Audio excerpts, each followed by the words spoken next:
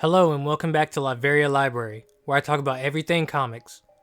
Today's video is one that's been requested multiple times, part 2 of the history of the best con man in the DC universe, the Hellblazer himself, John Constantine. We will be going over some more of my favorite Hellblazer and Constantine stories, but I won't be going over his Sandman or Justice League Dark appearances. I want to do separate videos for those, so like and subscribe if you enjoy the video and want to see more. Now let's get into the history of John Constantine, part 2. Where we last left off, I was going over some of John's past and one of his biggest regrets. But what I didn't tell you is that he actually gets revenge on Nargol, the demon responsible for the new castle incident. It all starts when Nargol gets word of a Christian militant group planning to resurrect Christ. He would be reborn through a woman named Zeb. So Nargol puts together his own damnation army and a monster assassin named Iron Fist to hunt her down and slaughter her.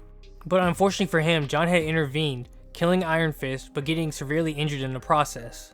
Nargol then gives John a blood transfusion, tainting his with demon blood, but healing him instantaneously.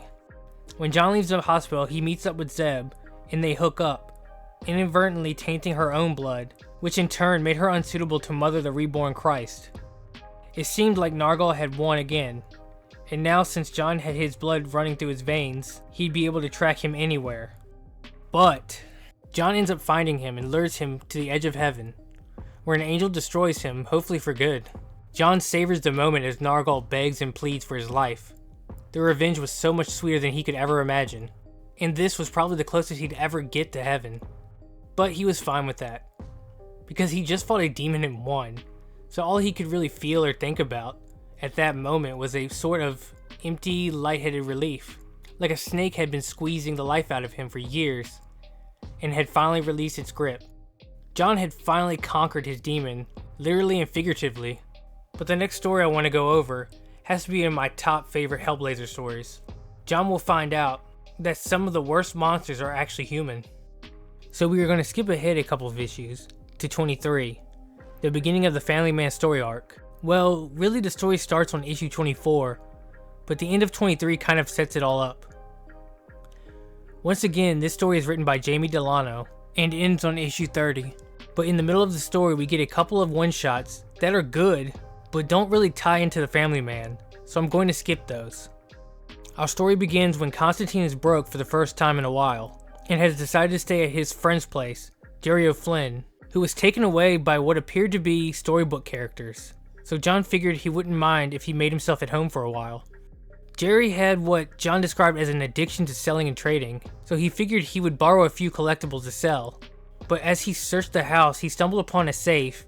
At first, John resisted the temptation for 2 days, but finally he had used the last of his loose change and was starting to get hungry. So by divining the combination, he was able to break in, but was a little shocked at what he found. In the safe was 95,000 pounds and a heavy bag of cocaine. He thought his old friend had more class than that. John figured it would be medieval coins or something. But then again, a trade was a trade. Suddenly the doorbell rings.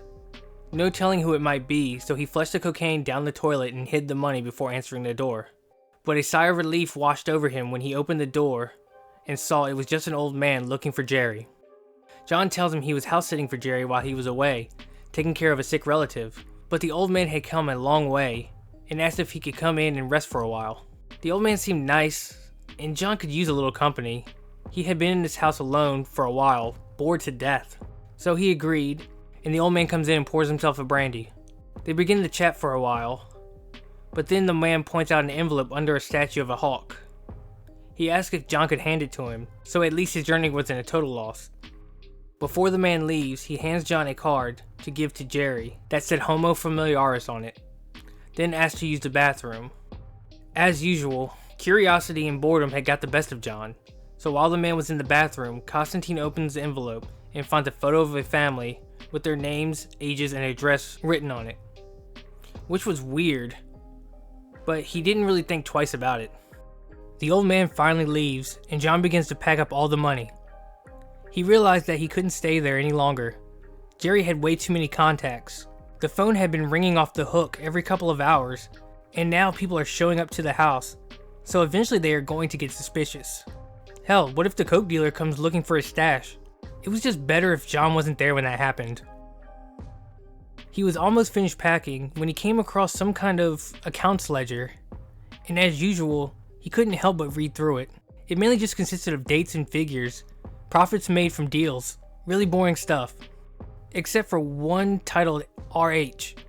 The numbers were far bigger than any of the others, and it had a weird flyer advertising a family game show bookmarking the page, with a bunch of names with ages and addresses on the back.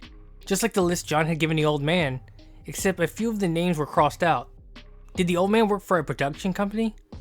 No, he just didn't seem like the type to John. But if he was, why would he operate through Jerry? Something didn't add up.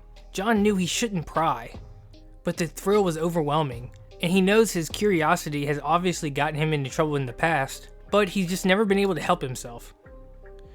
John begins to flip through the accounts, and it seems like it doubles as Jerry's journal. He begins to read through it, but what the writing contains made him sick to his stomach. Jerry had been working for this person, RH, hunting down serial killer memorabilia. Eventually, RH asked for something from one that was still active, called the Family Man. This excited and repulsed Jerry. He could never resist a rare trade, but at the same time, the person had murdered over 19 families. Jerry was finally able to get in contact with the Family Man, and they had cut a deal. Jerry would find him victims in exchange for his trophies. He was sick to his stomach for an hour after the man left. He was having second thoughts. But the man was utterly terrifying. So no, it was too late to go back. The deal was done. It then hits John that the list he gave the old man was a list of victims. And the nice old man was actually the Family Man. He felt so many things at once. Jerry was one of John's best friends. He was like an older brother to him. How could the bastard do this? And also, once again, more blood was on John's hands, because he just sent an innocent family to their deaths.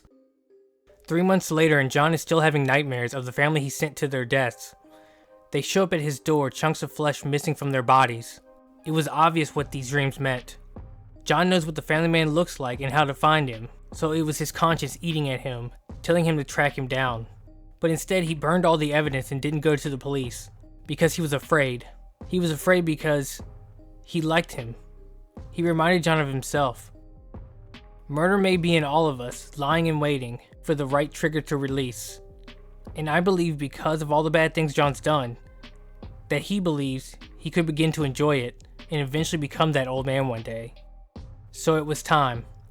Time to face the man and his fears. He's the only one that could, and he knows this.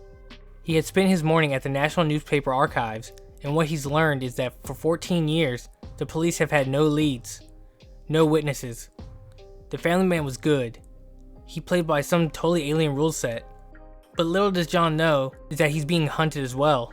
The Family Man has been hunting him for months actually. He was an ex-cop and had been using his contacts to find out everything he could about John. He even visited John's father that he hasn't seen in years. You see, the only way the Family Man has gotten away with his murder spree for so long is that he's always stuck to his #1 rule, leave no witnesses alive. But getting back to John, he knew Jerry was getting these souvenirs for an RH, which now we know stands for Reed Hackett. John visits Reed's production company, pretending to be the Family Man, hoping that viewing Reed's collection would give away some hint to the whereabouts of the real Family Man. And Reed had never really seen the Family Man. No one had. So John figured it was a pretty good plan. But he didn't find any clues, really, until Reed hands John an invitation to a serial killer's convention. He was going to give it to Jerry to give to him, but the quote-unquote Family Man was already here, so might as well give it to him now. Reed asked one more thing before John leaves. He wanted John to kill him. The Family Man didn't leave any witnesses, and Reed had some weird fetish about being murdered by a serial killer, which wasn't surprising. Who else would be so obsessed with serial killer memorabilia and snuff? But John just leaves and calls the cops. The next day in the papers, the media had spun Reed's arrest as him being a suspect in the Family Man murders. And well, if the real one didn't know John was onto him before, he does now. But maybe it would draw him out. Reed's little museum had been a dead end, and he didn't have any other leads. But at least, John thought, he understood the Family Man a little better after seeing the museum and pretending to be him, even if it did freak him out a little. He felt like he had given the old man a small piece of himself, one that he could never get back. But it seemed like the family man was already on to him. That same day, he had murdered a family inside of a Chinese restaurant near John's place. He was sending him a message. He was telling him the hunt was almost over. It was starting to feel real now. The old man was a step ahead of Constantine. He thought he would have more time to formulate a plan, but if it really came down to it, could he kill someone?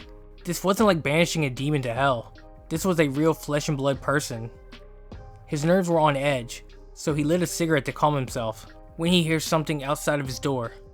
He sneaks up behind the person and lunged, knife in hand, but the person seemed to have some kind of combat training. He turns it around on John and begins to beat him over and over. But then, while on the floor, he looked up to see it was Chaz. He yells for Chaz to stop. His friend then asked why he attacked him. He was John's best friend and wanted to know what was going on. But Constantine doesn't want him involved. He's let enough people die because of him. So he just brushed it off, told him he thought it was a burglar. But Chaz could tell it was more than just that. It was written all over John's face. Chaz wanted to help, but John told him no. Although, there was one thing he could do for him. He wanted a gun. We then cut back to the family man, and he was getting closer and closer to finding John. He asked around town, and it seemed like a lot of people knew who he was, but didn't know where he lived.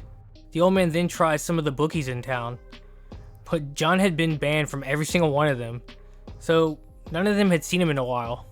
It seemed like the family man was all out of leads, until finally, one of the loan sharks had seen him leaving Eddie Morgan's place, aka Chaz's place, the other day. The old man heads over, but John being his best friend and all, Chaz didn't want to cooperate, so the old man beats his face in and nearly tore his ear off. He knew Chaz was lying, so instead of wasting his time and energy any longer, he decided to just watch the place from across the street. John would be back sooner or later. A few hours later, John had returned from picking up a gun and see Chaz's face. Chaz tells him what happened and how fast and strong the bastard was. Also, Chaz isn't dumb. He had seen the reports in the paper and had put two and two together. He knew the family man was hunting Constantine.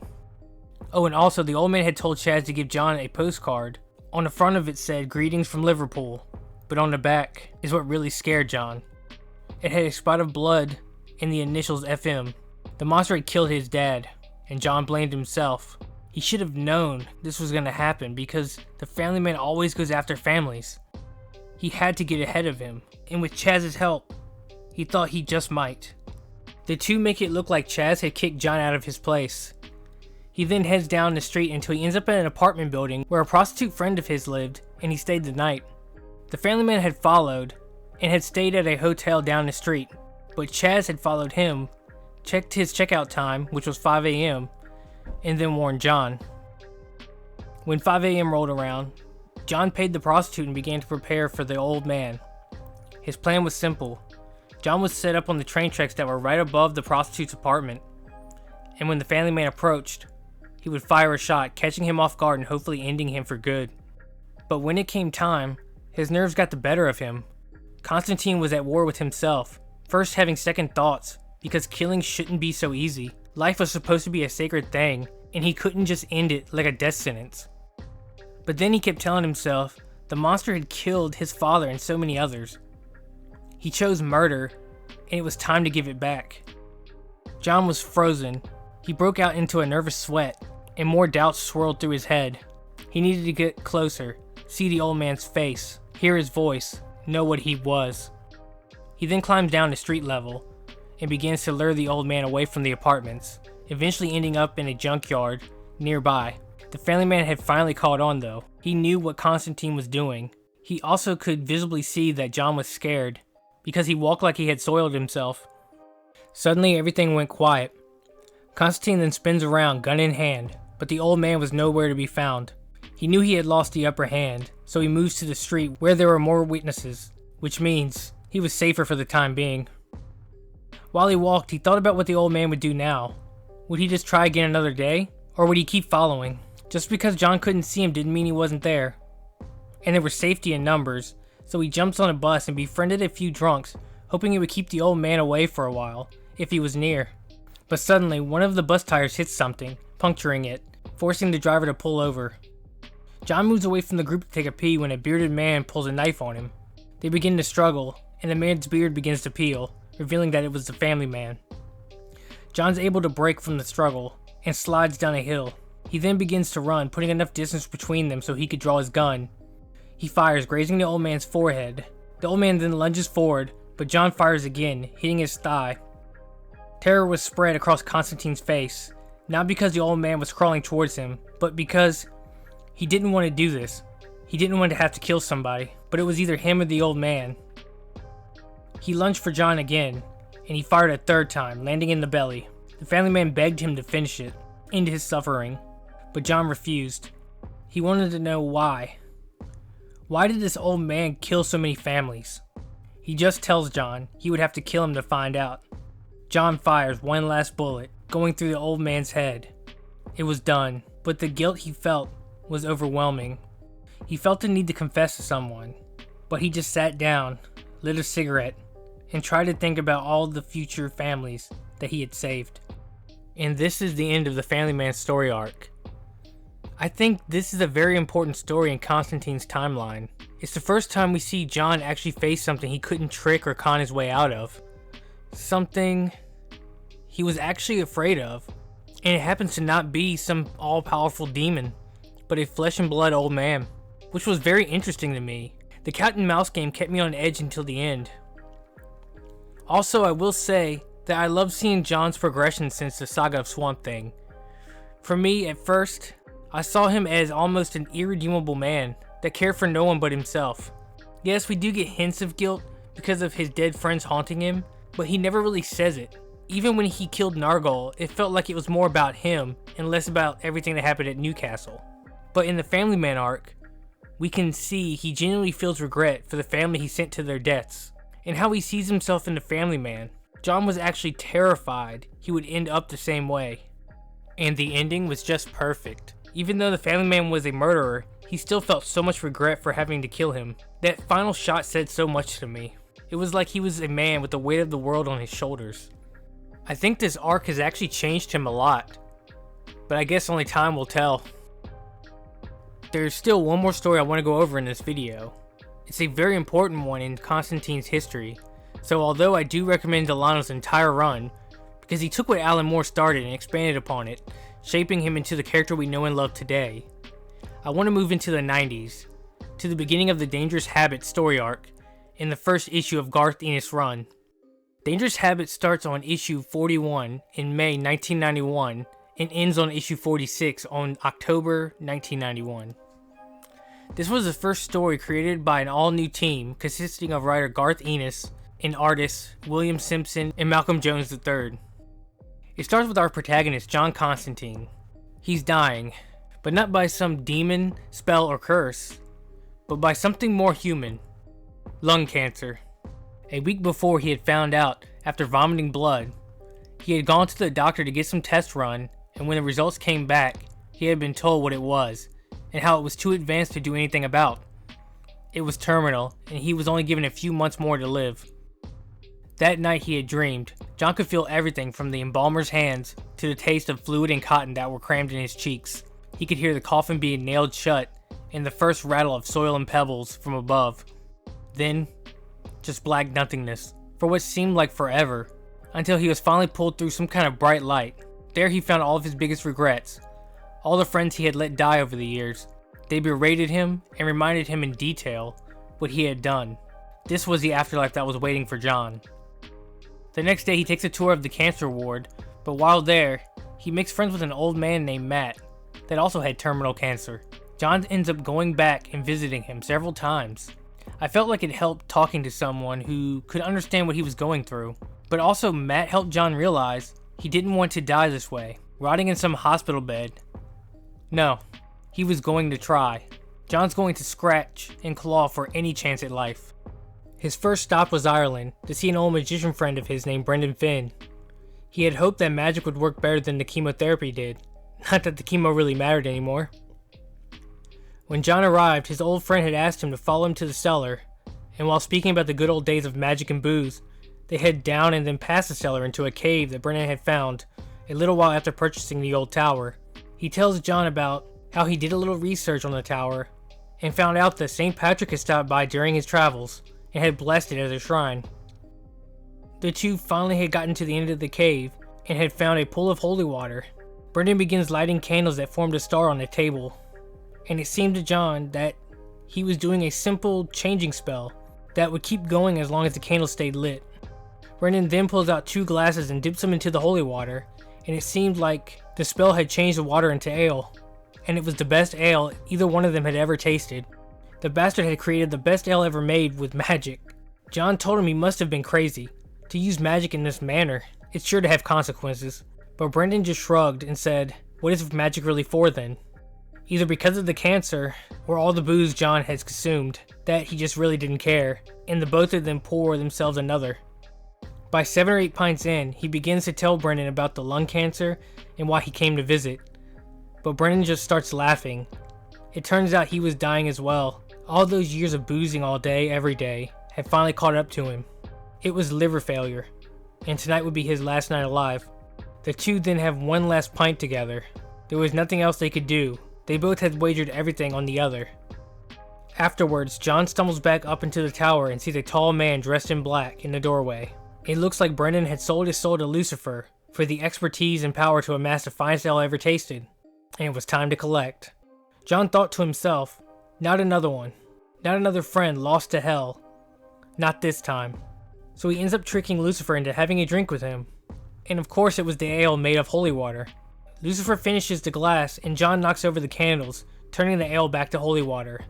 Lucifer begins to scream and melt as John slices at him repeatedly with a broken bottle, eventually knocking him into the pool. He had saved Brendan's soul, but now Lucifer was pissed and would be gunning for John's soul. He had to hurry because time was running out for him. It took him 2 weeks, but he had finally caught up with a demon friend of his named Ellie, hoping she could help or knew someone who could. She tells John that she could only see 2 ways out of his Lucifer situation. He could either repent his sins, or the obvious, try and get the cancer cured. But he really wasn't on good terms with God nowadays, and the cancer was terminal, but Ellie didn't know that. She then makes one last suggestion. A person they both knew, but one of the last people John wanted to deal with. A man that went by the name The Snob. He was the biggest wanker John had ever met, but as Ellie said, he's probably Constantine's only hope. The Snob was very well connected. They then say their goodbyes, and John heads to the Cambridge club where The Snob hangs out. The Snob was by the fireplace upstairs. John wanders over and sits across from him. But he already knew what John wanted. He had already talked to Ellie. And what I haven't told you about The Snob is that his real identity was the Archangel Gabriel. John asked if he was going to help, but Gabriel said no, that he didn't deserve it, even though John had helped him a lot over the years. Really, it was the least they could do for him. But then he's reminded of all the evil things he's done over the years as well. And he had done far more evil than good. He had broken heaven's rules, therefore he would have to pay for it. John was going to have to rely on himself now, like he always had. And then it comes to him. Probably the worst or best idea he's ever had.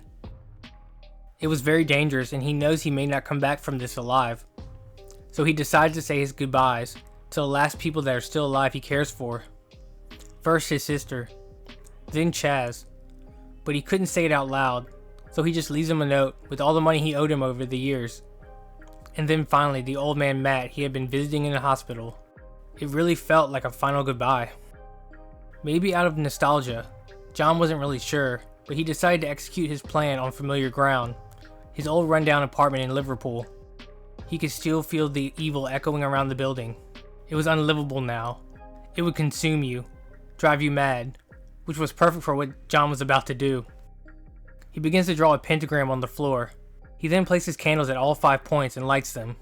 And lastly, he calls upon the second of the 3 lords of hell. They begin to talk, and John makes him an offer. Then he disappears back to hell.